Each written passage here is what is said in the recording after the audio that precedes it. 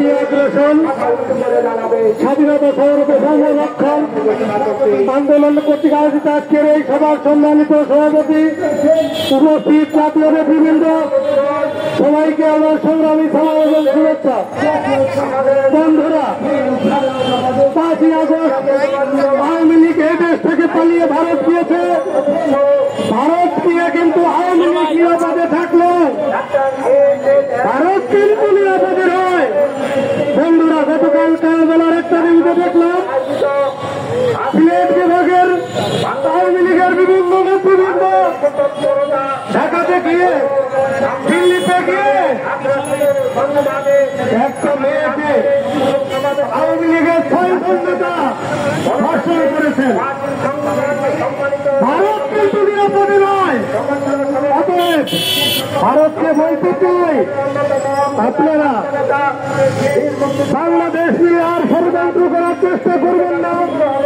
আপনারা এখনো সময় আছে, শেখ হাসিনাকে ফেরত দিন। আপনি শেখ হাসিনার বন্ধু হন না, আওয়ামী লীগের বন্ধু না হয়ে বাংলাদেশের মানুষের সাথে প্রেম করুন, বাংলাদেশের সাথে সম্পর্ক রাখুন, বাংলাদেশকে সহযোগিতা করুন। স্বৈরা শাসককে আপনারা পুনর্বাসন করার কোন চেষ্টা করবেন না। এই দেশে যেভাবে ধর্ষণ লুটপাট করে গিয়েছে, ভারতীয় কিন্তু সেই ধর্ষণের কার্যক্রম বন্ধ রাখে নেই। তারা 6 জন আওয়ামী লীগের নেতা,